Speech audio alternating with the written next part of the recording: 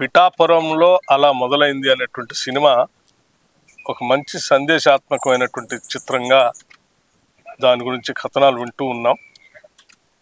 ముఖ్యంగా యువతకి సమాజంలో ఎలా ఉండాలి, మన సంస్కృతి ఎలా ఉంది, కలిసి ఎలా ఎదగాలి కుటుంబ సమేతంగా అనేటువంటి సందేశాన్ని కూడా స్పష్టంగా తల్లిదండ్రులు ముఖ్యంగా ఎట్లా గౌరవించాలి, వారి అభిప్రాయాలను ఎట్లా తీసుకోవాలి, అవన్నీ కూడా మీ ఎదుగుదలకు ఏ రకంగా ఉపయోగపడతాయో కూడా మంచి సూచనలు చెప్పేటువంటి ఈ సినిమాని అందరూ చూడవలసిందిగా కూడా విజ్ఞప్తి చేస్తూ ఉన్నాను.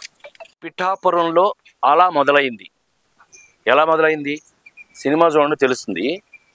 ఈ సినిమాలో మహేష్ నాకు బాగా నచ్చిన అంశం ఏంటంటే, తను రాసిన దాంట్లో ఇవాళున్న యూత్, అంటే ఇవాళున్న యూత్ అని నేను ఎందుకన్నాను అనంటే, ఉద్యోగాలు చేస్తున్న యూత్ కానివ్వండి, ఖాళీగా ఉన్నవాళ్ళు కానీ ఏదన్నా కానీ, వాళ్ళు తీసుకునే డెసిషన్స్ తల్లి తండ్రితో కలిపి తీసుకుంటున్నారా, కలిపి కాకుండా తీసుకుంటున్నారా?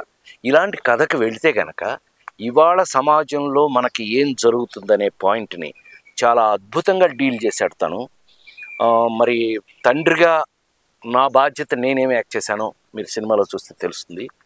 ఏది ఏమైనా ఇవాళన్న యూత్కి ఒక అద్భుతమైన విషయాన్ని చెప్పడానికి ట్రై చేశారు. అసలు ముందు దానికి నేను నచ్చి ఈ సినిమా చేయడం జరిగింది.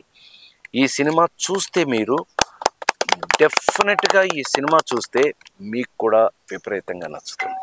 సో అందుకని తప్పకుండా ఈ సినిమాని మీరు చూడండి. ఈ సినిమాను ప్రేమిస్తే మాతో చెప్పండి. సో సినిమా యొక్క పర్పస్ మనకి ఎంటర్టైన్మెంట్ మాత్రమే కాకుండా అందులో మన జీవితానికి పనికొచ్చే విషయాలు చెప్పడం అనేది నాకు ఆ భగవంతుడు ఇచ్చినటువంటి అదృష్టం. మీరు ఎన్నో సినిమాలు చూశారు నన్ను, ఆ నలుగురు లాంటి సినిమాలు, మీ శ్రేయభిలాష్ లాంటి సినిమాలు, ఓనమాల్ లాంటి సినిమాలు, కొన్ని సినిమాలు మీరు చూశారు. అయితే అందులో ఎంటర్టైన్మెంట్తో కలిపి ఈ కుర్రాళ్ళతో కలిపి గోలలో ఈ సినిమాని మీరు తప్పకుండా చూడండి.